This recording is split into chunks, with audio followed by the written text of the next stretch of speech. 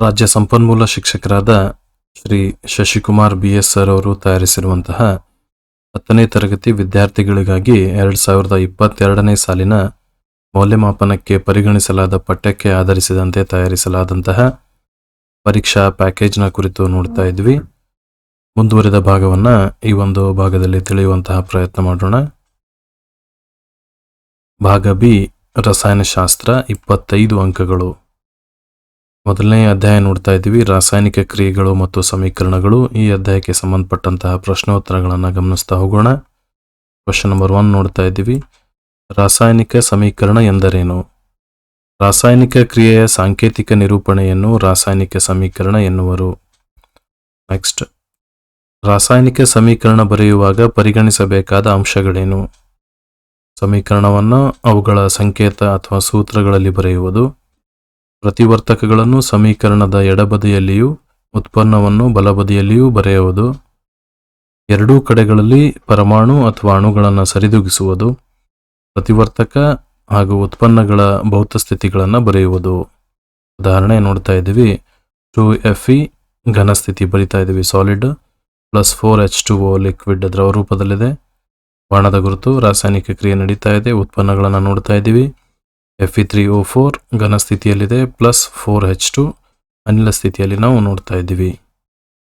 ಅದೇ ರೀತಿ ರಾಸಾಯನಿಕ ಕ್ರಿಯೆಯಲ್ಲಿ ಉಷ್ಣತೆ, ಒತ್ತಡ, ಕ್ರಿಯಾವರ್ಧಕಗಳು ಇತ್ಯಾದಿಗಳು ಬಳಕೆಯಾಗಿದ್ದರೆ ಬಾಣದ ಗುರುತಿನ ಮೇಲ್ಭಾಗ ಅಥವಾ ಕೆಳಭಾಗದಲ್ಲಿ ಬರೆಯುವುದು. ಉದಾಹರಣೆ ನೋಡ್ತಾ ಇದ್ದೀವಿ, 6CO2 ಪ್ಲಸ್ 12H2O. ಇಲ್ಲಿ ಬಾಣದ ಗುರುತಿನ ಮೇಲ್ಭಾಗ ಮತ್ತು ಕೆಳಭಾಗದಲ್ಲಿ ಗಮನಿಸ್ತಾ ಇದ್ದೀವಿ. ಸೂರ್ಯನ ಬೆಳಕಿನ ಉಪಸ್ಥಿತಿಯಲ್ಲಿ ಹಾಗೂ ಪತ್ರಹರಿತ್ತಿನ ಒಂದು ಸಹಾಯದಿಂದ ಈ ಕ್ರಿಯೆ ನಡೀತಾ ಇದೆ. ಉತ್ಪನ್ನಗಳನ್ನು ಗಮನಿಸ್ತಾ ಇದ್ದೀವಿ, C6H12O6 plus 6O2 plus 6H2O. Next question, magnesium ಪಟ್ಟಿಯನ್ನು ಗಾಳಿಯಲ್ಲಿ ಉರಿಸುವ ಮೊದಲು ಸ್ವಚ್ಛಗೊಳಿಸಬೇಕು, ಏಕೆ?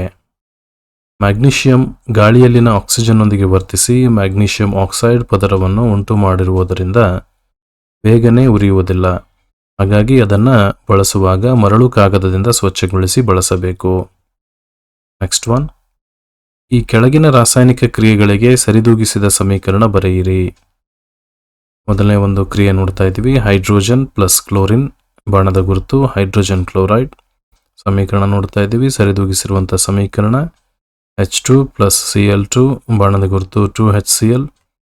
ಅದೇ ರೀತಿ ನೆಕ್ಸ್ಟ್ ಕ್ರಿಯೆ ನೋಡ್ತಾ ಇದ್ದೀವಿ, barium chloride plus aluminium sulphate, ಬಾಣದ ಗುರುತು barium sulphate plus aluminium chloride.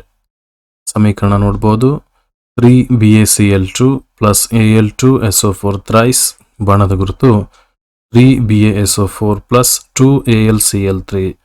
ಸರಿದೂಗಿರುವಂಥ ಸಮೀಕರಣವನ್ನು ನಾವು ಗಮನಿಸ್ತಾ ಇದ್ದೀವಿ.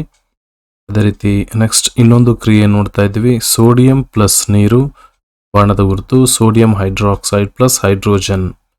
ಸಮೀಕರಣ ನೋಡಬಹುದು, 2Na ಪ್ಲಸ್ H2O, ಬಾಣದ ಗುರುತು 2NaOH ಪ್ಲಸ್ H2.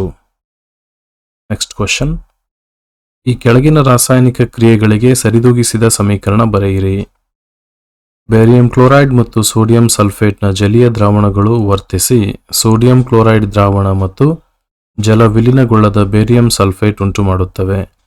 ಸಮೀಕರಣ ನೋಡ್ತಾ ಇದ್ದೀವಿ, BaCl2 ಪ್ಲಸ್ Na2SO4, ಬಾಣದ ಗುರುತು BaSO4 ಪ್ಲಸ್ 2NaCl.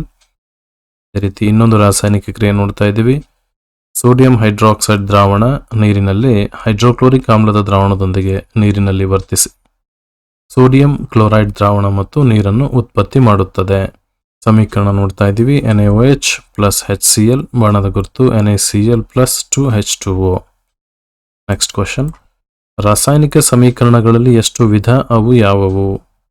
ಉತ್ತರ ನೋಡ್ತಾ ಇದ್ದೀವಿ, ರಾಸಾಯನಿಕ ಸಮೀಕರಣಗಳಲ್ಲಿ 4 ವಿಧ. ಅವುಗಳೆಂದರೆ ರಾಸಾಯನಿಕ ಸಂಯೋಗ, ರಾಸಾಯನಿಕ ವಿಭಜನೆ, ರಾಸಾಯನಿಕ ಸ್ಥಾನಪಲ್ಲಟ ಮತ್ತು ರಾಸಾಯನಿಕ ದ್ವಿಸ್ಥಾನಪಲ್ಲಟ ಅಥವಾ ದ್ವಿವಿಭಜನೆ. ನೆಕ್ಸ್ಟ್, ರಾಸಾಯನಿಕ ಸಂಯೋಗ ಕ್ರಿಯೆಯನ್ನು ಒಂದು ಉದಾಹರಣೆ ಸಹಿತ ತಿಳಿಸಿ. 2ಕ್ಕಿಂತ ಹೆಚ್ಚು ಪ್ರತಿವರ್ತಕಗಳಿಂದ ಕೇವಲ ಒಂದು ಉತ್ಪನ್ನ ದೊರೆತರೆ ಆ ಕ್ರಿಯೆಗೆ ರಾಸಾಯನಿಕ ಸಂಯೋಗ ಕ್ರಿಯೆ ಎನ್ನುತ್ತೇವೆ.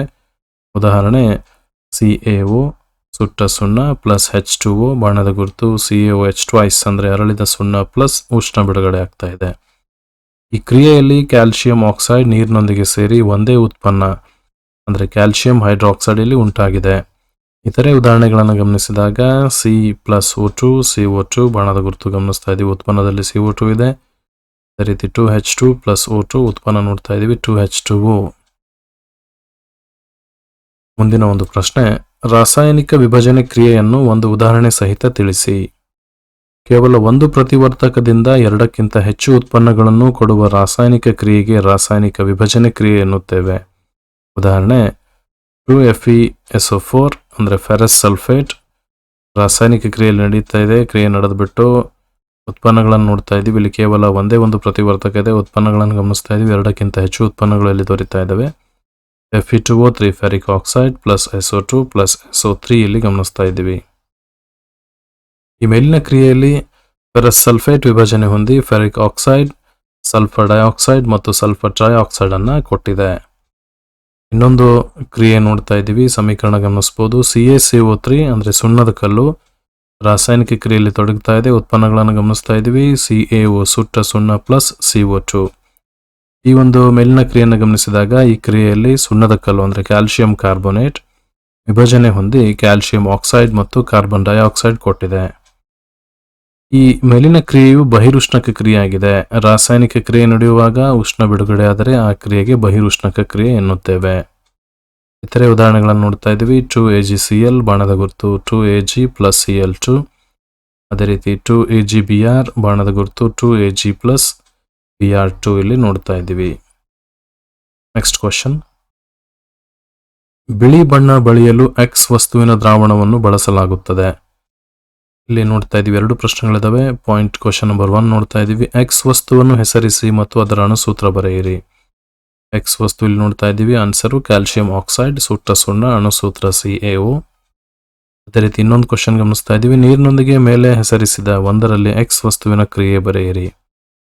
ಅಂದರೆ ಇಲ್ಲಿ ಗಮನಿಸ್ಬೋದು, ಕ್ಯಾಲ್ಸಿಯಂ ಆಕ್ಸೈಡ್ ನೀರಿನೊಂದಿಗೆ ವರ್ತಿಸಿ ಕ್ಯಾಲ್ಸಿಯಂ ಆಕ್ಸೈಡ್ ಅನ್ನ ಕೊಡುತ್ತದೆ ಅನ್ನುವಂಥದ್ದನ್ನು ನಾವಿಲ್ಲಿ ಗಮನಿಸ್ಬೋದು, ಕ್ಯಾಲ್ಸಿಯಂ ಹೈಡ್ರಾಕ್ಸೈಡ್.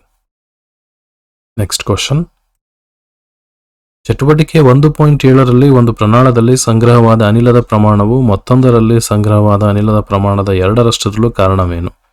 ಆ ಅನಿಲವನ್ನು ಹೆಸರಿಸಿ ಅಂತ ಕೇಳ್ತಾ ಇದ್ದಾರೆ. ಚಟುವಟಿಕೆ 1.7ರಲ್ಲಿನ ಕ್ರಿಯೆಯು ರಾಸಾಯನಿಕ ವಿಭಜನೆ ಕ್ರಿಯೆಗೆ ಉದಾಹರಣೆಯಾಗಿದ್ದು ಇದು ನೀರಿನ ವಿದ್ಯುತ್ ವಿಭಜನಾ ಕ್ರಿಯೆ. ಈ ಕ್ರಿಯೆಯಲ್ಲಿ ನೀರು ವಿಭಜನೆ ಹೊಂದಿ ಹೈಡ್ರೋಜನ್ ಮತ್ತು ಆಕ್ಸಿಜನ್ ಅನಿಲ ಬಿಡುಗಡೆ ಮಾಡಿದೆ. ರಾಸಾಯನಿಕ ಸಮೀಕರಣದ ಪ್ರಕಾರ ಒಂದು ಅಣು ನೀರಿನಲ್ಲಿ 2:1 ಅನುಪಾತದಲ್ಲಿ ಹೈಡ್ರೋಜನ್ ಮತ್ತು ಆಕ್ಸಿಜನ್ಗಳು ಕಂಡುಬರುತ್ತವೆ. ಆದುದರಿಂದ 2ರಷ್ಟಿರಲು ಅನಿಲ ಹೈಡ್ರೋಜನ್ ಆಗಿದೆ. 2ರಷ್ಟಿರುವಂಥ ಅನಿಲ ಯಾವುದು? ಹೈಡ್ರೋಜನ್ ಆಗಿದೆ. ನೆಕ್ಸ್ಟ್ ಕ್ವಶನ್, ರಾಸಾಯನಿಕ ಸ್ಥಾನಪಲ್ಲಟ ಕ್ರಿಯೆಯನ್ನ ಉದಾಹರಣೆ ಸಹಿತ ತಿಳಿಸಿ ಅಂತ ಕೇಳ್ತಾ ಇದ್ದಾರೆ. ಪ್ರತಿವರ್ತಕಗಳಲ್ಲಿ ಸಂಯುಕ್ತದಲ್ಲಿನ ಧಾತುವನ್ನು ಇನ್ನೊಂದು ಧಾತು ಸ್ಥಾನಪಲ್ಲಟಗೊಳಿಸುವ ಕ್ರಿಯೆಗೆ ರಾಸಾಯನಿಕ ಸ್ಥಾನಪಲ್ಲಟ ಕ್ರಿಯೆ ಎನ್ನುತ್ತೇವೆ. ಉದಾಹರಣೆ Fe + CuSO4 ತಾಮ್ರದ ಸಲ್ಫೇಟ್ ಬಾಣದ ಗುರುತು FeSO4 ಕಬ್ಬಿಣದ ಸಲ್ಫೇಟ್ + Cu. ಈ ಮೇಲಿನ ರಾಸಾಯನಿಕ ಕ್ರಿಯೆಯಲ್ಲಿ ಕಬ್ಬಿಣವು ತಾಮ್ರದ ಸಲ್ಫೇಟ್ ದ್ರಾವಣದೊಂದಿಗೆ ವರ್ತಿಸಿ ತಾಮ್ರದ ಸಲ್ಫೇಟ್ನಿಂದ ತಾಮ್ರವನ್ನು ವಿಸ್ಥಾಪಿಸಿದೆ. ಆದುದರಿಂದ ಕಬ್ಬಿಣವು ತಾಮ್ರಕ್ಕಿಂತ ಹೆಚ್ಚು ಕ್ರಿಯಾಶೀಲವಾಗಿದೆ. ಇತರೆ ಉದಾಹರಣೆಗಳನ್ನು ಗಮನಿಸಿದಾಗ Zn + CuSO4 ಬಾಣದ ಗುರುತು ZnSO4 + Cu. ಅದೇ ರೀತಿ Pb + CuCl2 ಬಾಣದ ಗುರುತು PbCl2 + Cu. ಕ್ವಶನ್ ನಂಬರ್ 12 ಗಮನಿಸ್ತಾ ಇದ್ದೀವಿ. ರಾಸಾಯನಿಕ ದ್ವಿಸ್ಥಾನಪಲ್ಲಟ ಕ್ರಿಯೆಯನ್ನ ಉದಾಹರಣೆ ಸಹಿತ ವಿವರಿಸಿ ಅಂತ ನೋಡ್ತಾ ಇದ್ದೀವಿ. ಯಾವ ರಾಸಾಯನಿಕ ಕ್ರಿಯೆಯಲ್ಲಿ ಪ್ರತಿವರ್ತಕಗಳ ನಡುವೆ ಅಯೋನುಗಳ ವಿನಿಮಯ ನಡೆಯುತ್ತದೆಯೋ ಅಂತಹ ಕ್ರಿಯೆಗಳನ್ನು ದ್ವಿಸ್ಥಾನಪಲ್ಲಟ ಕ್ರಿಯೆ ಎನ್ನುವರು. ಉದಾಹರಣೆ ನೋಡ್ತಾ ಇದ್ದೀವಿ. Na2SO4 sodium sulphate plus BaCl2 barium chloride ರಾಸಾಯನಿಕ ಕ್ರಿಯೆಯಲ್ಲಿ ತೊಡಗಿಬಿಟ್ಟು ಉತ್ಪನ್ನಗಳನ್ನು ಕೊಟ್ಟಿರುವಂಥದ್ದನ್ನು ನೋಡ್ತಾ ಇದ್ದೀವಿ. BaSO4 barium sulphate plus 2NaCl sodium chloride. Next, ಅಂತರುಷ್ಣಕ ಕ್ರಿಯೆ ಎಂದರೇನು? ಉದಾಹರಣೆ ಕೊಡಿ. ಉಷ್ಣವನ್ನು ಹೀರಿಕೊಳ್ಳುವ ರಾಸಾಯನಿಕ ಕ್ರಿಯೆಗಳಿಗೆ ಅಂತರುಷ್ಣಕ ಕ್ರಿಯೆಗಳು ಎನ್ನುವರು. ಸೋಡಿಯಂ ಸಲ್ಫೇಟ್ ಮತ್ತು ಬೇರಿಯಂ ಕ್ಲೋರೈಡ್ಗಳ ವರ್ತನೆಯು ಅಂತರುಷ್ಣಕ ಕ್ರಿಯೆಗೆ ಉದಾಹರಣೆಯಾಗಿದೆ. ನೆಕ್ಸ್ಟ್ ಒನ್, ಸೀಸದ ನೈಟ್ರೇಟ್ ಮತ್ತು ಪೊಟ್ಯಾಷಿಯಂ ಅಯೋಡೈಡ್ ದ್ರಾವಣಗಳನ್ನು ಮಿಶ್ರಣ ಮಾಡಿದಾಗ ಇಲ್ಲಿ ಎರಡು ಪ್ರಶ್ನೆ ನೋಡ್ತಾ ಇದ್ವಿ. ಎ ಪ್ರಶ್ನೆ ಗಮನಿಸಬಹುದು. ಉಂಟಾದ ಪ್ರಕ್ಷೇಪದ ಬಣ್ಣ ಯಾವುದು? ಪ್ರಕ್ಷೇಪಣಗೊಂಡ ಸಂಯುಕ್ತದ ಹೆಸರೇನು ಅಂತ ಕೇಳಿದ್ದಾರೆ. ಪ್ರಕ್ಷೇಪದ ಬಣ್ಣ ಹಳದಿಯಾಗಿರ್ತಾ ಇದೆ. ಸಂಯುಕ್ತದ ಹೆಸರು ಸೀಸದ ಅಯೋಡೈಡ್. ಇನ್ನೊಂದು ಪ್ರಶ್ನೆ ಇದೆ ಇದರಲ್ಲಿ, ಈ ಕ್ರಿಯೆಯ ಸರಿದೂಗಿಸಿದ ಸಮೀಕರಣ ಬರೆಯಿರಿ ಅಂತ ಕೇಳ್ತಾ ಇದ್ದಾರೆ. ನೋಡ್ತಾ ಇದ್ದೀವಿ PbNO3 ಟ್ವೈಸ್ ಪ್ಲಸ್ 2 KI ಬಾಣದ ಗುರುತು PbI2 ಪ್ಲಸ್ 2 KNO3. ಇನ್ನೊಂದು ಕ್ವಶನ್ ಗಮನಿಸ್ತಾ ಇದ್ದೀವಿ. ಇದರಲ್ಲಿನೇ ಇದು ಯಾವ ವಿಧವಾದ ರಾಸಾಯನಿಕ ಕ್ರಿಯೆಯಾಗಿದೆ? ಆನ್ಸರ್ ಗಮನಿಸಬಹುದು. ಈ ಕ್ರಿಯೆಯು ರಾಸಾಯನಿಕ ದ್ವಿಸ್ಥಾನಪಲ್ಲಟ ಕ್ರಿಯೆಯಾಗಿದೆ. ಕ್ವಶನ್ ನಂಬರ್ 15, ಪ್ರಕ್ಷೇಪಣ ಕ್ರಿಯೆಗಳು ಎಂದರೇನು? ರಾಸಾಯನಿಕ ಕ್ರಿಯೆಗಳು ನಡೆದಾಗ ಜಲವಿಲೀನಗೊಳ್ಳದ ವಸ್ತುಗಳು ಉಂಟಾಗುವ ಕ್ರಿಯೆಗೆ ಪ್ರಕ್ಷೇಪಣ ಕ್ರಿಯೆಗಳು ಎನ್ನುವರು. ಉದಾಹರಣೆ, ಸೀಸದ ನೈಟ್ರೇಟ್ ಮತ್ತು ಪೊಟ್ಯಾಷಿಯಂ ಅಯೋಡೈಡ್ ದ್ರಾವಣಗಳನ್ನು ಮಿಶ್ರಣ ಮಾಡಿದಾಗ ಹಳದಿ ಬಣ್ಣದ ಸೀಸದ ಅಯೋಡೈಡ್ನ ಪ್ರಕ್ಷೇಪ ಉಂಟಾಗುತ್ತದೆ. ಮುಂದಿನ ಪ್ರಶ್ನೆ, ಉತ್ಕರ್ಷಣ ಕ್ರಿಯೆ ಅಂದರೆ ಆಕ್ಸಿಡೇಷನ್ ರಿಯಾಕ್ಷನ್ ನೋಡ್ತಾ ಇದ್ದೀವಿ. ಉತ್ಕರ್ಷಣ ಕ್ರಿಯೆ ಎಂದರೇನು? ಉದಾಹರಣೆ ಕೊಡಿ ಅಂತ ಕೇಳಿದರೆ, ರಾಸಾಯನಿಕ ಕ್ರಿಯೆಯಲ್ಲಿ ಪ್ರತಿವರ್ತಕವು ಆಕ್ಸಿಜನ್ ಅನ್ನು ಪಡೆದುಕೊಂಡರೆ ಅದನ್ನು ಉತ್ಕರ್ಷಣ ಕ್ರಿಯೆ ಎನ್ನುತ್ತೇವೆ. ಉದಾಹರಣೆ 2Cu + O2.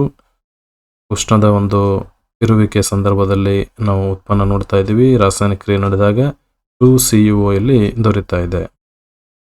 ನೆಕ್ಸ್ಟ್ ಒನ್, ಅಪಕರ್ಷಣ ಕ್ರಿಯೆ ಎಂದರೇನು? ಉದಾಹರಣೆ ಕೊಡಿ. Reduction reactions. ರಾಸಾಯನಿಕ ಕ್ರಿಯೆಯಲ್ಲಿ ಪ್ರತಿವರ್ತಕವು ಹೈಡ್ರೋಜನ್ ಪಡೆದುಕೊಂಡರೆ ಅಥವಾ ಆಕ್ಸಿಜನ್ ಕಳೆದುಕೊಂಡರೆ ಅದನ್ನು ಅಪಕರ್ಷಣ ಕ್ರಿಯೆ ಎನ್ನುತ್ತೇವೆ. ಉದಾಹರಣೆ CuO + H2 ಬಣ್ಣದ ಗುರುತು Cu + H2O. ನೆಕ್ಸ್ಟ್, ಉತ್ಕರ್ಷಣ ಅಪಕರ್ಷಣ ಕ್ರಿಯೆ ಎಂದರೇನು? ಉದಾಹರಣೆ ಕೊಡಿ. Oxidation reduction or redox reactions ಅಂತ ಹೇಳ್ತಾ ಇದ್ದೀವಿ. ಅದನ್ನು ಗಮನಿಸೋಣ. ಒಂದೇ ರಾಸಾಯನಿಕ ಕ್ರಿಯೆಯಲ್ಲಿ ಒಂದು ಪ್ರತಿವರ್ತಕವು ಆಕ್ಸಿಜನ್ ಪಡೆದುಕೊಂಡರೆ ಅಂದರೆ ಉತ್ಕರ್ಷಣಗೊಂಡರೆ ಮತ್ತು ಮತ್ತೊಂದು ಹೈಡ್ರೋಜನ್ ಪಡೆದುಕೊಂಡರೆ ಅಂದರೆ ಅಪಕರ್ಷಣಗೊಂಡರೆ ಅದನ್ನು ಉತ್ಕರ್ಷಣ ಅಪಕರ್ಷಣ ಕ್ರಿಯೆ ಅಂತ ಹೇಳಲಾಗ್ತಾ ಇದೆ. ಉದಾಹರಣೆ ಒಂದು ಸಮೀಕರಣ ನೋಡ್ತಾ ಇದ್ದೀವಿ. CuO + H2 ರಾಸಾಯನಿಕ ಕ್ರಿಯೆ ನಡೀತಾ ಇದೆ. ಇಲ್ಲಿ ಎರಡೂ ಆಗ್ತಾ ಇದ್ದಾವೆ. ಉತ್ಕರ್ಷಣ ಮತ್ತು ಅಪಕರ್ಷಣ ಎರಡೂ ಒಂದರಲ್ಲೇ ನಡೆದಿದ್ದನ್ನು ನೋಡ್ತಾ ಇದ್ದೀವಿ. ಅದನ್ನು ಗಮನಿಸಬಹುದು. Cu + H2O. ರೆಡಾಕ್ಸ್ ಕ್ರಿಯೆಗಳಿಗೆ ಇನ್ನೂ ಉದಾಹರಣೆಗಳನ್ನು ಗಮನಿಸಿದಾಗ ಇಲ್ಲಿ ನೋಡ್ತಾ ಇದ್ದೀವಿ. ZnO + C ಬಾಣದ ಗುರುತು Zn + CO. ಅದೇ ರೀತಿ MnO2 + 4HCl ಬಾಣದ ಗುರುತು MnCl2 + 2H2O + Cl2. ಮ್ಯಾಗ್ನೀಷಿಯಂ ಪಟ್ಟಿಯನ್ನು ಗಾಳಿಯಲ್ಲಿ ಉರಿಸುವ ಕ್ರಿಯೆಯೂ ಸಹ ಉತ್ಕರ್ಷಣ ಕ್ರಿಯೆಯಾಗಿದೆ. ಮುಂದಿನ ಪ್ರಶ್ನೆ, ದೈನಂದಿನ ಜೀವನದಲ್ಲಿ ಉತ್ಕರ್ಷಣ ಕ್ರಿಯೆಗಳ ಪರಿಣಾಮಗಳನ್ನು ತಿಳಿಸಿ. ನಶಿಸುವಿಕೆ ನೋಡ್ತಾ ಇದ್ದೀವಿ. ಕಬ್ಬಿಣ ತುಕ್ಕು ಹಿಡಿಯುವಿಕೆ, ತಾಮ್ರದ ವಸ್ತುಗಳ ಮೇಲೆ ಕಪ್ಪು ಅಥವಾ ಹಸಿರು ಪದರಗಳು ಉಂಟಾಗುವಿಕೆ, ಅಲ್ಯೂಮಿನಿಯಂ ಲೋಹದ ಮೇಲೆ ಬಿಳಿ ಬಣ್ಣದ ಪುಡಿ ಉಂಟಾಗುವುದು ಇವು ಉತ್ಕರ್ಷಣ ಕ್ರಿಯೆಯ ಒಂದು ಪರಿಣಾಮಗಳಾಗಿರ್ತಾ ಇದ್ದಾವೆ. ಅದೇ ರೀತಿ ಲೋಹಗಳು ತಮ್ಮ ಸುತ್ತಲಿನ ಪ್ರದೇಶದಲ್ಲಿನ ತೇವಾಂಶ, ಆಮ್ಲಗಳು ಇತ್ಯಾದಿಗಳಿಂದ ಕ್ರಿಯೆಗೊಳಪಟ್ಟಾಗ ಅವು ತಮ್ಮ ಹೊಳಪನ್ನು ಕಳೆದುಕೊಳ್ಳುತ್ತವೆ. ಇದನ್ನು ನಶಿಸುವಿಕೆ ಎನ್ನುವರು. ಕಮುಟುವಿಕೆ ನೋಡ್ತಾ ಇದ್ವಿ. ಕೊಬ್ಬು ಮತ್ತು ಎಣ್ಣೆ ಪದಾರ್ಥಗಳು ಉತ್ಕರ್ಷಣಗೊಂಡಾಗ ಅವುಗಳ ವಾಸನೆ ಮತ್ತು ರುಚಿ ಬದಲಾಗುತ್ತದೆ. ಇದನ್ನು ಕಮಟುವಿಕೆ ಎನ್ನುವರು.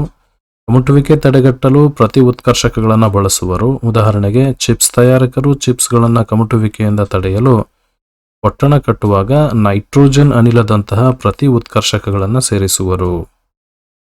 Next question number 20.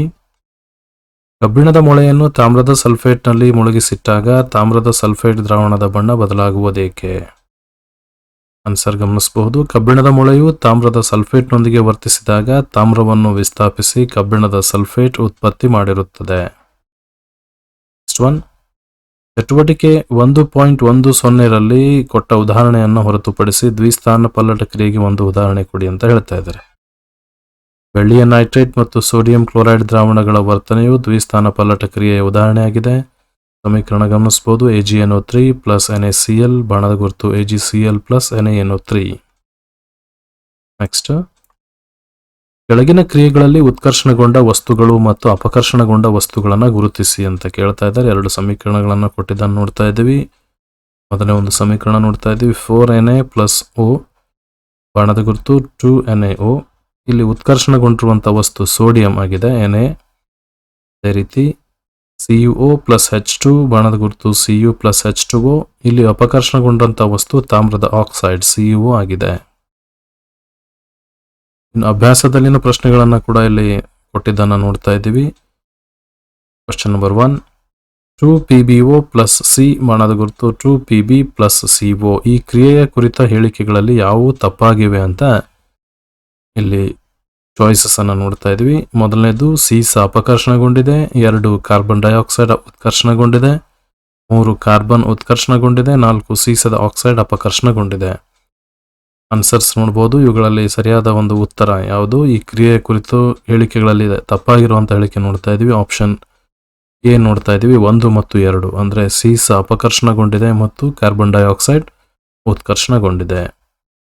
Next question, Fe2O3 + 2Al ಬಾಣದ ಗುರುತು Al2O3 + 2Fe ಈ ಕ್ರಿಯೆಯು ಇದಕ್ಕೆ ಉದಾಹರಣೆಯಾಗಿದೆ. ನೇರವಾಗಿ ಆನ್ಸರ್ ನೋಡ್ತಾ ಇದ್ದೀವಿ. ಇದು ಸ್ಥಾನಪಲ್ಲಟ ಕ್ರಿಯೆಯ ಒಂದು ಉದಾಹರಣೆಯಾಗಿದೆ. ನೆಕ್ಸ್ಟ್, ಕಬ್ಬಿಣದ ಚೂರುಗಳಿಗೆ ಸಾರರಿಕ್ತ ಹೈಡ್ರೋಕ್ಲೋರಿಕ್ ಆಮ್ಲವನ್ನು ಸೇರಿಸಿದಾಗ ಏನಾಗುತ್ತದೆ? ಸರಿಯಾದ ಉತ್ತರಕ್ಕೆ ಗುರುತು ಹಾಕಿ ಅಂತ ಕೇಳ್ತಾ ಇದ್ದಾರೆ. ಡೈರೆಕ್ಟ್ ಆಗಿ ಆನ್ಸರ್ ನೋಡ್ತಾ ಇದ್ದೀವಿ. ಇಲ್ಲಿ ಆಪ್ಷನ್ ಎ ಸರಿಯಾಗಿದ್ದು ಹೈಡ್ರೋಜನ್ ಅನಿಲ ಮತ್ತು ಕಬ್ಬಿಣದ ಕ್ಲೋರೈಡ್ ಉಂಟಾಗುತ್ತವೆ. ನೆಕ್ಸ್ಟ್ ಕ್ವಶನ್, ಸರಿದೂಗಿಸಿದ ರಾಸಾಯನಿಕ ಸಮೀಕರಣ ಎಂದರೇನು? ರಾಸಾಯನಿಕ ಸಮೀಕರಣಗಳನ್ನು ಏಕೆ ಸರಿದೂಗಿಸಬೇಕು? ರಾಸಾಯನಿಕ ಕ್ರಿಯೆಯಲ್ಲಿನ ಉತ್ಪನ್ನಗಳಲ್ಲಿನ ಧಾತುಗಳ ಒಟ್ಟು ರಾಶಿಯು ಪ್ರತಿವರ್ತಕದಲ್ಲಿರುವಂಥ ಒಟ್ಟು ರಾಶಿಗೆ ಸಮನಾಗಿರಬೇಕು. ಆಗ ಅದನ್ನು ಸರಿದೂಗಿಸಿದ ಸಮೀಕರಣ ಎನ್ನುವರು. ರಾಸಾಯನಿಕ ಕ್ರಿಯೆಯಲ್ಲಿ ರಾಶಿಯನ್ನು ಸೃಷ್ಟಿಸುವುದಾಗಲಿ ಲಯಗೊಳಿಸುವುದಾಗಲಿ ಸಾಧ್ಯವಿಲ್ಲ. ಪ್ರತಿ ಧಾತುವಿನ ಪರಮಾಣುಗಳ ಸಂಖ್ಯೆ ರಾಸಾಯನಿಕ ಕ್ರಿಯೆಯ ಮೊದಲು ಮತ್ತು ನಂತರ ಒಂದೇ ಆಗಿರಬೇಕು. ಆದುದರಿಂದ ಕಚ್ಚಾ ರಾಸಾಯನಿಕ ಸಮೀಕರಣಗಳನ್ನು ಸರಿದೂಗಿಸುವ ಅಗತ್ಯವಿದೆ. ನೆಕ್ಸ್ಟ್ ಕ್ವಶನ್, ಉಸಿರಾಟವನ್ನು ಬಹಿರುಷ್ಣಕ ಕ್ರಿಯೆ ಎಂದು ಏಕೆ ಪರಿಗಣಿಸಲಾಗಿದೆ? ವಿವರಿಸಿ. ಉಸಿರಾಟ ಕ್ರಿಯೆಯನ್ನು ರಾಸಾಯನಿಕವಾಗಿ ಹೇಳುವುದಾದರೆ ರಾಸಾಯನಿಕ ಶಕ್ತಿಯನ್ನು ಶಾಖಶಕ್ತಿಯಾಗಿ ಪರಿವರ್ತಿಸುವ ಕ್ರಿಯೆಯಾಗಿದೆ. ಉಸಿರಾಟ ಕ್ರಿಯೆಯಲ್ಲಿ ಒಳ ತೆಗೆದುಕೊಂಡ ಆಕ್ಸಿಜನ್ ಆಹಾರ ವಸ್ತುಗಳ ಜೀರ್ಣಕ್ರಿಯೆಗೆ ಸಹಾಯಕವಾಗಿದೆ. ಈ ಕ್ರಿಯೆಯಲ್ಲಿ ಆಹಾರದಲ್ಲಿನ ರಾಸಾಯನಿಕಗಳು ಪರಿವರ್ತನೆ ಹೊಂದಿ ಶಾಖ ಬಿಡುಗಡೆ ಮಾಡುವುದರಿಂದ ಈ ಕ್ರಿಯೆಯನ್ನು ಬಹಿರುಷ್ಣಕ ಕ್ರಿಯೆ ಎನ್ನುತ್ತೇವೆ. ನೆಕ್ಸ್ಟ್, ಬೆಳ್ಳಿಯ ಶುದ್ಧೀಕರಣದಲ್ಲಿ ಬೆಳ್ಳಿಯ ನೈಟ್ರೇಟ್ ದ್ರಾವಣದಿಂದ ಬೆಳ್ಳಿಯನ್ನು ಪಡೆಯುವಾಗ ತಾಮ್ರದಿಂದ ಸ್ಥಾನಪಲ್ಲಟಗೊಳ್ಳುವುದನ್ನು ಒಳಗೊಂಡಿದೆ. ಇಲ್ಲಿ ನಡೆಯುವ ಕ್ರಿಯೆಯು ಅಥವಾ ಆ ಒಂದು ಕ್ರಿಯೆಯ ಸಮೀಕರಣವನ್ನು ಬರಲಿಕ್ಕೆ ಹೇಳ್ತಾ ಇದ್ದಾರೆ. ನೋಡ್ತಾ ಇದ್ದೀವಿ ಆನ್ಸರ್ Cu + 2Ag ಬಾಣದ ಗುರುತು CuNO3 ಟ್ವೈಸ್ + 2Ag. ಮುಂದಿನ ಒಂದು ಪ್ರಶ್ನೆ, ಕಬ್ಬಿಣದ ವಸ್ತುಗಳಿಗೆ ಬಣ್ಣ ಬಳಿಯುವುದೇಕೆ? ಕಬ್ಬಿಣದ ವಸ್ತುಗಳು ತೇವಾಂಶದಲ್ಲಿನ ಆಕ್ಸಿಜನ್ನೊಂದಿಗೆ ವರ್ತಿಸಿ ನಶಿಸುತ್ತವೆ, ಅಂದರೆ ತುಕ್ಕು ಹಿಡಿತಾ ಇದ್ದಾವೆ. ಆದುದರಿಂದ ತುಕ್ಕಿನಿಂದ ಕಬ್ಬಿಣದ ವಸ್ತುಗಳನ್ನು ರಕ್ಷಿಸಲು ಬಣ್ಣ ಬಳಿಯುತ್ತಾರೆ. ಇಷ್ಟು ಮೊದಲನೇ ಅಧ್ಯಾಯಕ್ಕೆ ಸಂಬಂಧಪಟ್ಟಂತಹ ಕೆಲವೊಂದಿಷ್ಟು ಪ್ರಮುಖ ಪ್ರಶ್ನೋತ್ತರಗಳನ್ನು ಗಮನಿಸಿದ್ವಿ. ನೆಕ್ಸ್ಟ್ ಮುಂದಿನ ಒಂದು ಚಾಪ್ಟರ್ ನೋಡ್ತಾ ಇದ್ದೀವಿ, ಆಮ್ಲಗಳು, ಪ್ರತ್ಯಾಮ್ಲಗಳು ಮತ್ತು ಲವಣಗಳು. ಕ್ವಶನ್ ನಂಬರ್ 1, ಆಮ್ಲಗಳು ಎಂದರೇನು? ಉದಾಹರಣೆ ಕೊಡಿ. ಆಮ್ಲಗಳು ಸಂಯುಕ್ತಗಳಾಗಿದ್ದು 1 ಅಥವಾ ಹೆಚ್ಚು ಹೈಡ್ರೋಜನ್ ಪರಮಾಣುಗಳನ್ನು ಹೊಂದಿವೆ ಮತ್ತು ನೀರಿನಲ್ಲಿ ವಿಲೀನವಾದಾಗ ಹೈಡ್ರೋನಿಯಂ ಅಯಾನುಗಳನ್ನು ಅಂದರೆ H3O+ ಅವುಗಳನ್ನು ಕೊಡುತ್ತವೆ. ಉದಾಹರಣೆ ಹೈಡ್ರೋಕ್ಲೋರಿಕ್ ಆಮ್ಲ HCl, ನೈಟ್ರಿಕ್ ಆಮ್ಲ HNO3, ಸಲ್ಫ್ಯೂರಿಕ್ ಆಮ್ಲ H2SO4, ಕಾರ್ಬೋನಿಕ್ ಆಮ್ಲ H2CO3 ಮುಂತಾದವುಗಳು. ನೆಕ್ಸ್ಟ್, ಆಮ್ಲಗಳ ಸಾಮಾನ್ಯ ಗುಣಗಳನ್ನು ತಿಳಿಸಿ. ಆಮ್ಲಗಳು ರುಚಿಯಲ್ಲಿ ಹುಳಿಯಾಗಿದ್ದು ನೀಲಿ ಲಿಟ್ಮಸ್ ಅನ್ನು ಕೆಂಪು ಲಿಟ್ಮಸ್ ಆಗಿ ಪರಿವರ್ತಿಸುತ್ತವೆ. ನೆಕ್ಸ್ಟ್, ಪ್ರತ್ಯಾಮ್ಲಗಳು ಎಂದರೇನು? ಉದಾಹರಣೆ ಕೊಡಿ. ಪ್ರತ್ಯಾಮ್ಲಗಳು ಲೋಹೀಯ ಆಕ್ಸೈಡ್ ಅಥವಾ ಹೈಡ್ರಾಕ್ಸೈಡ್ಗಳಾಗಿದ್ದು ಆಮ್ಲಗಳೊಂದಿಗೆ ವರ್ತಿಸಿದಾಗ ಲವಣ ಮತ್ತು ನೀರನ್ನು ಉಂಟು ಮಾಡುತ್ತವೆ. ಉದಾಹರಣೆ sodium hydroxide NaOH, potassium hydroxide KOH, magnesium hydroxide MgOH twice, ammonium hydroxide NH4OH, sodium carbonate Na2CO3, sodium hydrogen carbonate NaHCO3 ಇತ್ಯಾದಿ. ನೆಕ್ಸ್ಟ್, ಪ್ರತ್ಯಾಮ್ಲಗಳ ಸಾಮಾನ್ಯ ಗುಣಗಳನ್ನು ತಿಳಿಸಿ. ಪ್ರತ್ಯಾಮ್ಲಗಳು ರುಚಿಯಲ್ಲಿ ಕಹಿಯಾಗಿದ್ದು ಕೆಂಪು ಲಿಟ್ಮಸ್ ಅನ್ನು ನೀಲಿ ಲಿಟ್ಮಸ್ ಆಗಿ ಪರಿವರ್ತಿಸುತ್ತವೆ. ನೆಕ್ಸ್ಟ್, ಕ್ಷಾರಗಳು ಎಂದರೇನು? ಕ್ಷಾರಗಳು ಪ್ರತ್ಯಾಮ್ಲಗಳಾಗಿದ್ದು ನೀರಿನಲ್ಲಿ ವಿಲೀನವಾಗುತ್ತವೆ. ಉದಾಹರಣೆ ಸೋಡಿಯಂ ಹೈಡ್ರಾಕ್ಸೈಡ್, ಪೊಟ್ಯಾಷಿಯಂ ಹೈಡ್ರಾಕ್ಸೈಡ್ ಇತ್ಯಾದಿ. ನೆಕ್ಸ್ಟ್, ನಿಮಗೆ 3 ಪ್ರಣಾಳಗಳನ್ನು ನೀಡಲಾಗಿದೆ. ಒಂದರಲ್ಲಿ ಭಟ್ಟಿ ಇಳಿಸಿದ ನೀರು ಮತ್ತು ಇನ್ನೆರಡರಲ್ಲಿ ಕ್ರಮವಾಗಿ ಆಮ್ಲೀಯ ಮತ್ತು ಪ್ರತ್ಯಾಮ್ಲೀಯ ದ್ರಾವಣಗಳಿವೆ. ನಿಮಗೆ ಕೇವಲ ಕೆಂಪು ಲಿಟ್ಮಸ್ ಕಾಗದವನ್ನು ಮಾತ್ರ ನೀಡಿದರೆ ಪ್ರಣಾಳದಲ್ಲಿನ ಪ್ರತಿಯೊಂದು ಮಾದರಿಯನ್ನು ಹೇಗೆ ಗುರುತಿಸುವಿರಿ? ನೋಡ್ತಾ ಇದ್ದೀವಿ ಆನ್ಸರು. ಮೊದಲು ಕೆಂಪು ಲಿಟ್ಮಸ್ ಕಾಗದವನ್ನು 3 ಮಾದರಿಗಳ ಪ್ರಣಾಳಗಳಲ್ಲಿ ಅದ್ದಿ ಯಾವ ಪ್ರಣಾಳದಲ್ಲಿ ಕೆಂಪು ಲಿಟ್ಮಸ್ ಕಾಗದವು ನೀಲಿ ಬಣ್ಣಕ್ಕೆ ಬದಲಾಗುತ್ತದೆಯೋ ಅದು ಪ್ರತ್ಯಾಮ್ಲೀಯ ದ್ರಾವಣ. ಹಾಗೆಯೇ ನೀಲಿಯಾಗಿ ಬದಲಾದ ಲಿಟ್ಮಸ್ ಕಾಗದವನ್ನು ಇನ್ನೆರಡು ಪ್ರಣಾಳಗಳಲ್ಲಿ ಯಾವ ದ್ರಾವಣ ಕೆಂಪು ಬಣ್ಣಕ್ಕೆ ಬದಲಾಯಿಸುತ್ತೋ ಅದು ಆಮ್ಲೀಯ ದ್ರಾವಣ. ಅದೇ ರೀತಿ ಉಳಿದ 3ನೇ ಪ್ರಮಾಣದಲ್ಲಿನ ಮಾದರಿ ಭಟ್ಟಿ ಇಳಿಸಿದ ನೀರು. ಇದರ ಪ್ರಶ್ನೆ, ಸಾರರಿಕ್ತ ಆಮ್ಲದೊಂದಿಗೆ ಸಲ್ಫ್ಯೂರಿಕ್ ಆಮ್ಲ ಸತುವಿನ ವರ್ತನೆಯಿಂದ ತಿಳಿದುಕೊಂಡ ಅಂಶವನ್ನು ರಾಸಾಯನಿಕ ಸಮೀಕರಣದೊಂದಿಗೆ ಸಂಕ್ಷಿಪ್ತವಾಗಿ ವಿವರಿಸಿ. ಸಮೀಕರಣ ನೋಡ್ತಾ ಇದ್ದೀವಿ. Zn + H2SO4 ಬಾಣದ ಗುರುತು ZnSO4 + H2. ಲೋಹವು ಆಮ್ಲಗಳಿಂದ ಹೈಡ್ರೋಜನ್ ಪರಮಾಣುಗಳನ್ನು ಹೈಡ್ರೋಜನ್ ಅನಿಲದ ರೂಪದಲ್ಲಿ ಸ್ಥಾನಪಲ್ಲಟಗೊಳಿಸಿದೆ ಮತ್ತು ಲವಣಗಳನ್ನು ಉತ್ಪತ್ತಿ ಮಾಡಿದೆ ಎಂದು ಈ ಮೇಲಿನ ಕ್ರಿಯೆಯಿಂದ ತಿಳಿದು ಬಂದಿದೆ. ನೆಕ್ಸ್ಟ್, ಲೋಹದ ಕಾರ್ಬೋನೇಟ್ ಮತ್ತು ಲೋಹದ ಹೈಡ್ರೋಜನ್ ಕಾರ್ಬೋನೇಟ್ಗಳು ಆಮ್ಲಗಳೊಂದಿಗೆ ವರ್ತಿಸುವ ಕ್ರಿಯೆಯನ್ನು ಸಮೀಕರಣದಿಂದ ಅಥವಾ ಸಮೀಕರಣದ ಸಹಾಯದಿಂದ ಸಂಕ್ಷಿಪ್ತವಾಗಿ ವಿವರಿಸಿ. ಉತ್ತರ ಗಮನಿಸಬಹುದು. 2 ಪ್ರಮಾಣಗಳನ್ನು ತೆಗೆದುಕೊಂಡು ಒಂದು ಪ್ರಮಾಣದಲ್ಲಿ ಸೋಡಿಯಂ ಕಾರ್ಬೋನೇಟ್ ಮತ್ತು ಮತ್ತೊಂದು ಪ್ರಮಾಣದಲ್ಲಿ ಸೋಡಿಯಂ ಹೈಡ್ರೋಜನ್ ಕಾರ್ಬೋನೇಟ್ ತೆಗೆದುಕೊಳ್ಳಿ. ಎರಡೂ ಪ್ರಮಾಣಗಳಿಗೂ ಸುಮಾರು 2 ml ನಷ್ಟು ಸಾರರಿಕ್ತ HCl ಅನ್ನು ಸೇರಿಸಿ. ಸಮೀಕರಣಗಳನ್ನು ಗಮನಿಸಬಹುದು. Na2CO3 + 2HCl ಬಾಣದ ಗುರುತು True, NaCl + H2O + CO2. ಅದೇ ರೀತಿ NaHCO3 + HCl ಬಾಣದ ಗುರುತು NaCl + H2O + CO2.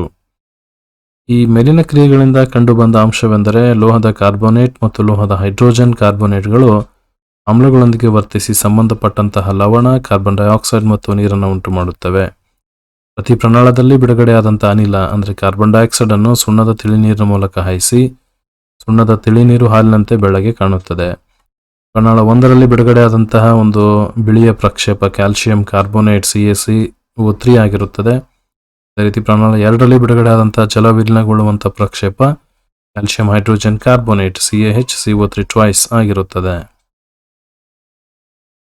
ನೆಕ್ಸ್ಟ್, ಆಮ್ಲ ಮತ್ತು ಪ್ರತ್ಯಾಮ್ಲಗಳು ಪರಸ್ಪರ ಹೇಗೆ ವರ್ತಿಸುತ್ತವೆ? ಆಮ್ಲ ಮತ್ತು ಪ್ರತ್ಯಾಮ್ಲಗಳು ಪರಸ್ಪರ ವರ್ತಿಸಿ ಲವಣ ಮತ್ತು ನೀರನ್ನು ಕೊಡುತ್ತವೆ. ಈ ಕ್ರಿಯೆಗೆ ತಟಸ್ಥೀಕರಣ ಕ್ರಿಯೆ ಎನ್ನುವರು. ಉದಾಹರಣೆ NaOH + HCl ಬಾಣದ ಗುರುತು NaCl + H2O. ನಂಬರ್ 10. ಒಬ್ಬ ವಿದ್ಯಾರ್ಥಿಯು ಒಂದು ಬೀಕರ್ನಲ್ಲಿ ಸ್ವಲ್ಪ ತಾಮ್ರದ ಆಕ್ಸೈಡ್ ತೆಗೆದುಕೊಂಡು ಅದಕ್ಕೆ ನಿಧಾನವಾಗಿ ಸಾರರಿಕ್ತ ಹೈಡ್ರೋಕ್ಲೋರಿಕ್ ಆಮ್ಲವನ್ನು ಸೇರಿಸುತ್ತಾನೆ. ದ್ರಾವಣದ ಬಣ್ಣದಲ್ಲಿ ಉಂಟಾದ ಬದಲಾವಣೆಗಳು ಏನು ಅಂತ ಕೇಳ್ತಾ ಇದ್ದಾರೆ ಮತ್ತು ಅದರ ಹೆಸರೇನು?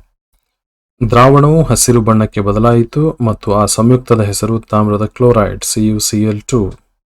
ನೆಕ್ಸ್ಟ್ ಒನ್, ಅಲೋಹೀಯ ಆಕ್ಸೈಡ್ಗಳು ಪ್ರತ್ಯಾಮ್ಲಗಳೊಂದಿಗೆ ವರ್ತಿಸಿದಾಗ ಏನಾಗುತ್ತದೆ? ಅಲೋಹೀಯ ಆಕ್ಸೈಡ್ಗಳು ಪ್ರತ್ಯಾಮ್ಲದೊಂದಿಗೆ ವರ್ತಿಸಿದಾಗ ಲವಣ ಮತ್ತು ನೀರನ್ನು ಉತ್ಪತ್ತಿ ಮಾಡುತ್ತವೆ. ಇದರಿಂದ ಅಲೋಹೀಯ ಆಕ್ಸೈಡ್ಗಳು ಆಮ್ಲೀಯ ಗುಣ ಹೊಂದಿವೆ ಎಂದು ತಿಳಿಯಬಹುದು. ಮೊಸರು ಮತ್ತು ಹುಳಿ ಪದಾರ್ಥಗಳನ್ನು ಹಿತ್ತಾಳೆ ಮತ್ತು ತಾಮ್ರದ ಪಾತ್ರೆಗಳಲ್ಲಿ ಏಕೆ ಸಂಗ್ರಹಿಸಿಡಬಾರದು? ಮೊಸರು ಮತ್ತು ಹುಳಿ ಪದಾರ್ಥಗಳು ಆಮ್ಲೀಯ ಗುಣ ಹೊಂದಿವೆ. ಇವುಗಳಲ್ಲಿರುವಂತಹ ಆಮ್ಲಗಳು ಹಿತ್ತಾಳೆ ಮತ್ತು ತಾಮ್ರ ಲೋಹಗಳೊಂದಿಗೆ ವರ್ತಿಸಿ ವಿಷಕಾರಿ ಸಂಯುಕ್ತಗಳನ್ನು ಉಂಟು ಮಾಡುತ್ತವೆ. ಆಮ್ಲವು ಲೋಹದೊಂದಿಗೆ ವರ್ತಿಸಿದಾಗ ಸಾಮಾನ್ಯವಾಗಿ ಯಾವ ಅನಿಲ ಬಿಡುಗಡೆಯಾಗುತ್ತದೆ? ಉದಾಹರಣೆಯೊಂದಿಗೆ ವಿವರಿಸಿ. ಈ ಅನಿಲದ ಅಸ್ತಿತ್ವವನ್ನು ನೀವು ಹೇಗೆ ಪರೀಕ್ಷಿಸುವಿರಿ? ಆಮ್ಲವು ಲೋಹದೊಂದಿಗೆ ವರ್ತಿಸಿ ಬಿಡುಗಡೆಯಾಗುವಂತಹ ಅನಿಲ ಹೈಡ್ರೋಜನ್. ಬಿಡುಗಡೆಯಾದ ಅನಿಲವನ್ನು ಸಾಬೂನಿನ ದ್ರಾವಣದೊಂದಿಗೆ ಹಾಯಿಸಿದಾಗ ದೊಡ್ಡ ಗುಳ್ಳೆಗಳು ಸಂಗ್ರಹವಾಗುತ್ತವೆ. ಗುಳ್ಳೆಗಳ ಬಳಿ ಉರಿಯುತ್ತಿರುವಂತಹ ಜ್ವಾಲೆಯನ್ನು ತಂದಾಗ ಜೋರಾದ ಪಾಪ್ ಶಬ್ದದೊಂದಿಗೆ ಜ್ವಾಲೆ ಆರಿ ಹೋಗುತ್ತದೆ. ಇದರಿಂದ ಬಿಡುಗಡೆಯಾಗಿರುವುದು ಹೈಡ್ರೋಜನ್ ಅನಿಲ ಎಂದು ತಿಳಿಯುತ್ತದೆ. ಉದಾಹರಣೆ ನೋಡ್ತಾ ಇದ್ದೀವಿ. ಚಿತ್ರ ಸಮೇತ ಕೊಟ್ಟಿದ್ದನ್ನು ಗಮನಿಸಬಹುದಲ್ಲಿ. Zn + H2SO4 ಬಾಣದ ಗುರುತು ZnSO4 + H2. ನೆಕ್ಸ್ಟ್ ಕ್ವಶನ್, ಲೋಹೀಯ ಸಂಯುಕ್ತ A ಸಾರರಿಕ್ತ ಹೈಡ್ರೋಕ್ಲೋರಿಕ್ ಆಮ್ಲದೊಂದಿಗೆ ವರ್ತಿಸಿ ಗುಳ್ಳೆಗಳನ್ನು ಎಫರ್ವೆಷನ್ಸ್ ಉತ್ಪತ್ತಿ ಮಾಡುತ್ತದೆ. ಬಿಡುಗಡೆಯಾದ ಅನಿಲ ಉರಿಯುವ ಮೇಣದ ಬತ್ತಿಯನ್ನು ಆರಿಸುತ್ತದೆ. ಈ ಕ್ರಿಯೆಯಲ್ಲಿ ಉಂಟಾದ ಒಂದು ಸಂಯುಕ್ತ ಕ್ಯಾಲ್ಸಿಯಂ ಕ್ಲೋರೈಡ್. ಆದರೆ ಕ್ರಿಯೆಯ ಸರಿದೂಗಿಸಿದ ರಾಸಾಯನಿಕ ಸಮೀಕರಣ ಬರೆಯಿರಿ ಅಂತ ಕೇಳ್ತಾ ಇದ್ದಾರೆ. ಸರ್ ಗಮನಿಸಬಹುದು. CaCO3 + 2HCl ಬಾಣದ ಗುರುತು CaCl2 + H2O + CO2. A ಎಂಬ ಸಂಯುಕ್ತ ಕ್ಯಾಲ್ಸಿಯಂ ಕಾರ್ಬೋನೇಟ್ CaCO3 ಆಗಿದೆ. Next question number 15. ಆಮ್ಲ ಮತ್ತು ಪ್ರತ್ಯಾಮ್ಲಗಳ ನಡುವಿನ ಸಾಮಾನ್ಯ ಗುಣಗಳೇನು? ಆಮ್ಲ ಮತ್ತು ಪ್ರತ್ಯಾಮ್ಲಗಳನ್ನು ನೀರಿನಲ್ಲಿ ವಿಲೀನಗೊಳಿಸಿದಾಗ ಅಯಾನುಗಳಾಗಿ ಬೇರ್ಪಡುತ್ತವೆ. ಆಮ್ಲ ಮತ್ತು ಪ್ರತ್ಯಾಮ್ಲಗಳು ನೀರಿನಲ್ಲಿ ವಿಲೀನಗೊಳಿಸುವ ಪ್ರಕ್ರಿಯೆ ಬಹಿರುಷ್ಣಕ ಕ್ರಿಯೆಯಾಗಿದೆ. ಆಮ್ಲ ಮತ್ತು ಪ್ರತ್ಯಾಮ್ಲಗಳನ್ನು ನೀರಿನಲ್ಲಿ ವಿಲೀನಗೊಳಿಸಿದಾಗ ಅವುಗಳ ಏಕಮಾನ ಗಾತ್ರದಲ್ಲಿರುವಂತಹ ಅಯಾನುಗಳು H3O+ ಅಥವಾ OH- ಸಾರತೆಯು ಕಡಿಮೆ ಆಗುತ್ತದೆ. HCl, HNO3 ಇತ್ಯಾದಿಗಳು ಜಲೀಯ ದ್ರಾವಣದಲ್ಲಿ ಆಮ್ಲೀಯ ಗುಣಗಳನ್ನು ಪ್ರದರ್ಶಿಸುತ್ತದೆ, ಆದರೆ ಆಲ್ಕೋಹಾಲ್ ಮತ್ತು ಗ್ಲೂಕೋಸ್ನಂತಹ ಸಂಯುಕ್ತಗಳ ದ್ರಾವಣಗಳು ಆಮ್ಲೀಯ ಗುಣಗಳನ್ನು ಪ್ರದರ್ಶಿಸುವುದಿಲ್ಲ. ಏಕೆ? ಸರ್ ಗಮನಿಸಬಹುದು. HCl, HNO3 ಇತ್ಯಾದಿಗಳು ನೀರಿನಲ್ಲಿ ಕರಗಿ H3O+ ಮತ್ತು H+ ಅಯಾನುಗಳನ್ನು ಉಂಟು ಮಾಡಿ ಆಮ್ಲೀಯ ಗುಣಗಳನ್ನು ಪ್ರದರ್ಶಿಸುತ್ತವೆ, ಆದರೆ ಆಲ್ಕೋಹಾಲ್ ಮತ್ತು ಗ್ಲೂಕೋಸ್ನಂತಹ ಸಂಯುಕ್ತಗಳು ನೀರಿನಲ್ಲಿ ಕರಗಿ ಅಯಾನುಗಳನ್ನು ಉತ್ಪತ್ತಿ ಮಾಡುವುದಿಲ್ಲ, ಆದುದರಿಂದ ಅವು ಆಮ್ಲೀಯ ಗುಣಗಳನ್ನು ಪ್ರದರ್ಶಿಸುವುದಿಲ್ಲ. ಕ್ವೆಶ್ಚನ್ ನಂಬರ್ 17 ನೋಡ್ತಾ ಇದ್ದೀವಿ. ಆಮ್ಲದ ಜಲೀಯ ದ್ರಾವಣ ವಿದ್ಯುತ್ತಿನ ವಾಹಕವಾಗಿದೆ ಏಕೆ ಅಂತ ಒಂದು ಪ್ರಶ್ನೆ ಗಮನಿಸಬಹುದು. ಹೈಡ್ರೋಜನ್ H+ ಮತ್ತು ಹೈಡ್ರೋನಿಯಂ H3O+ ಅಯಾನುಗಳು ಜಲೀಯ ದ್ರಾವಣದಲ್ಲಿರುವುದರಿಂದ ತನ್ನ ಮೂಲಕ ವಿದ್ಯುತ್ತನ್ನು ಪ್ರವಹಿಸುತ್ತವೆ, ಆದುದರಿಂದ ಆಮ್ಲವು ಜಲೀಯ ದ್ರಾವಣದ ವಿದ್ಯುತ್ ವಾಹಕವಾಗಿದೆ. ನೆಕ್ಸ್ಟ್, ಶುಷ್ಕ HCl ಅನಿಲ ಶುಷ್ಕ ಲಿಟ್ಮಸ್ ಕಾಗದದ ಬಣ್ಣ ಬದಲಾಯಿಸುವುದಿಲ್ಲ ಏಕೆ? ಶುಷ್ಕ ಅನಿಲದಲ್ಲಿ ಹೈಡ್ರೋಜನ್ ಅಯಾನುಗಳಿಲ್ಲದಿರುವುದರಿಂದ ಶುಷ್ಕ ಲಿಟ್ಮಸ್ ಕಾಗದದ ಬಣ್ಣ ಬದಲಾಯಿಸುವುದಿಲ್ಲ. ನೆಕ್ಸ್ಟ್ ಒನ್, ಆಮ್ಲವನ್ನು ಸಾರರಿಕ್ತಗೊಳಿಸುವಾಗ ಆಮ್ಲವನ್ನೇ ನೀರಿಗೆ ಸೇರಿಸಬೇಕೆಂದು ಮತ್ತು ಆಮ್ಲಕ್ಕೆ ನೀರನ್ನು ಸೇರಿಸಬಾರದೆಂದು ಶಿಫಾರಸು ಮಾಡುವುದೇಕೆ? ಉತ್ತರ ನೋಡ್ತಾ ಇದ್ದೀವಿ. ಆಮ್ಲವನ್ನು ಸಾರರಿಕ್ತಗೊಳಿಸುವ ಕ್ರಿಯೆಯು ಬಹಿರುಷ್ಣಕವಾಗಿದ್ದು, ಆಮ್ಲಕ್ಕೇನಾದರೂ ನೀರನ್ನು ಸೇರಿಸಿದರೆ ಅಧಿಕ ಮಟ್ಟದ ಉಷ್ಣ ಬಿಡುಗಡೆಯಾಗಿ ದ್ರಾವಣವು ಕುದಿಯುವ ಹಂತಕ್ಕೆ ಹೋಗಿ ಹೊರಚೆಲ್ಲುವುದು. ಇದರಿಂದ ಅನಾಹುತ ಸಂಭವಿಸಬಹುದು. ಆದುದರಿಂದ ನೀರಿಗೆ ಆಮ್ಲ ಸೇರಿಸಬೇಕೇ ಹೊರತು ಆಮ್ಲಕ್ಕೆ ನೀರನ್ನು ಸೇರಿಸಬಾರದು. ನೆಕ್ಸ್ಟ್, ಆಮ್ಲದ ದ್ರಾವಣವನ್ನು ಸಾರರಿಕ್ತಗೊಳಿಸಿದಾಗ ಹೈಡ್ರೋನಿಯಂ ಅಯಾನುಗಳ ಸಾರತೆಯು ಹೇಗೆ ಪ್ರಭಾವಿತಗೊಳ್ಳುತ್ತದೆ?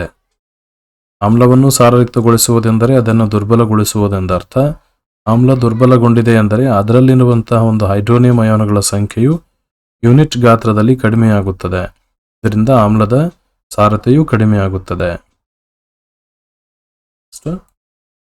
ಸೋಡಿಯಂ ಹೈಡ್ರಾಕ್ಸೈಡ್ನ ದ್ರಾವಣದಲ್ಲಿ ಹೆಚ್ಚಿನ ಪ್ರಮಾಣದ ಪ್ರತ್ಯಾಮ್ಲವನ್ನು ಕರಗಿಸಿದಾಗ ಹೈಡ್ರಾಕ್ಸೈಡ್ ಅಯಾನುಗಳ ಒಂದು ಸಾರತೆಯು ಹೇಗೆ ಪ್ರಭಾವಿತಗೊಳ್ಳುತ್ತದೆ? ಉತ್ತರ ನೋಡ್ತಾ ಇದ್ದೀವಿ. ಸೋಡಿಯಂ ಹೈಡ್ರಾಕ್ಸೈಡ್ನಲ್ಲಿ ಹೆಚ್ಚಿನ ಪ್ರಮಾಣದ ಪ್ರತ್ಯಾಮ್ಲವನ್ನು ಕರಗಿಸಿದಾಗ ಹೈಡ್ರಾಕ್ಸೈಡ್ ಅಯಾನುಗಳ ಒಂದು ಸಂಖ್ಯೆಯು ಹೆಚ್ಚಾಗಿ ಪ್ರತ್ಯಾಮ್ಲದ ಸಾರತೆಯು ಹೆಚ್ಚುತ್ತದೆ. ಕ್ವೆಶ್ಚನ್ ನಂಬರ್ 22, ನಿಮ್ಮಲ್ಲಿ A ಮತ್ತು B ಎಂಬ ಎರಡು ದ್ರಾವಣಗಳಿವೆ. ದ್ರಾವಣ A ಯ pH 6 ಮತ್ತು ದ್ರಾವಣ B ಯ pH 8. ಯಾವ ದ್ರಾವಣದಲ್ಲಿ ಹೈಡ್ರೋಜನ್ ಅಯಾನುಗಳ ಸಾರತೆ ಹೆಚ್ಚಿದೆ? ಇವುಗಳಲ್ಲಿ ಯಾವುದು ಆಮ್ಲ ಮತ್ತು ಯಾವುದು ಪ್ರತ್ಯಾಮ್ಲ?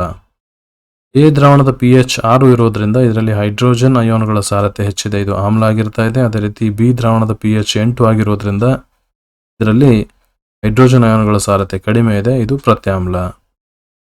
ನೆಕ್ಸ್ಟ್, H+ ಅಯಾನುಗಳ ಸಾರತೆಯು ದ್ರಾವಣದ ಸ್ವಭಾವದ ಮೇಲೆ ಯಾವ ಪರಿಣಾಮ ಹೊಂದಿವೆ?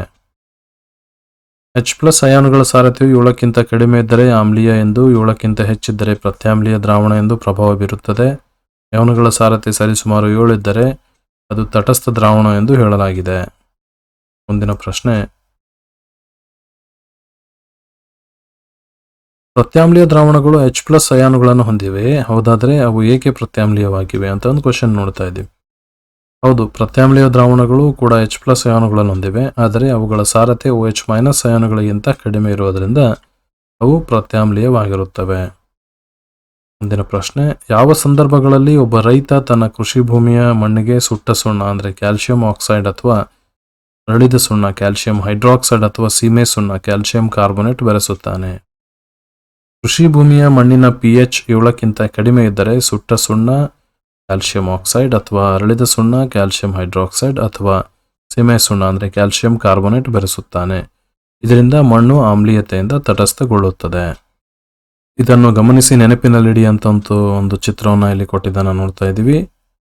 H+ ಅಯಾನುಗಳ ಸಾರತೆ ಹೆಚ್ಚುತ್ತಾ ಇರುವಂಥದ್ದು 7ರಿಂದ ಹಿಂದಕ್ಕೆ ಬಂದಾಗ ನೋಡ್ತಾ ಇದ್ದೀವಿ. ಆಮ್ಲೀಯ ಸ್ವಭಾವ ಹೆಚ್ಚುತ್ತಿರುವುದು, ಅದೇ ರೀತಿ 7ರಿಂದ ಮುಂದ್ಗಡೆ ಹೋದಾಗ ಪ್ರತ್ಯಾಮ್ಲೀಯ ಸ್ವಭಾವ ಹೆಚ್ಚುತ್ತಿರುವುದು, ಅಂದರೆ H+ ಅಯಾನುಗಳ ಸಾರತೆ ಈ ಕಡೆ ಕಡಿಮೆ ಆಗ್ತಾ ಇರುವಂಥದ್ದು ನಾವಿಲ್ಲಿ ಗಮನಿಸಬಹುದು.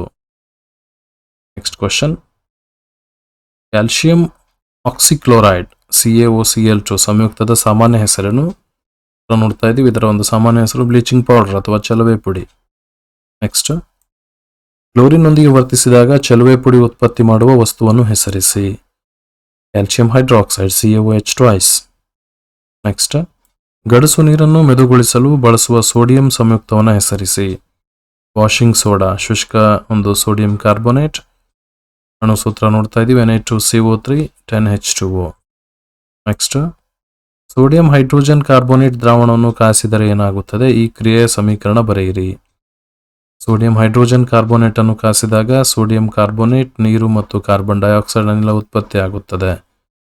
2NaHCO3 ಬಾಣದ ಗುರುತು Na2CO3 plus H2O plus CO2. Next plaster of Paris ಮತ್ತು ನೀರು ಇವುಗಳ ನಡುವಿನ ಕ್ರಿಯೆಯನ್ನು ಬರೆಯಿರಿ.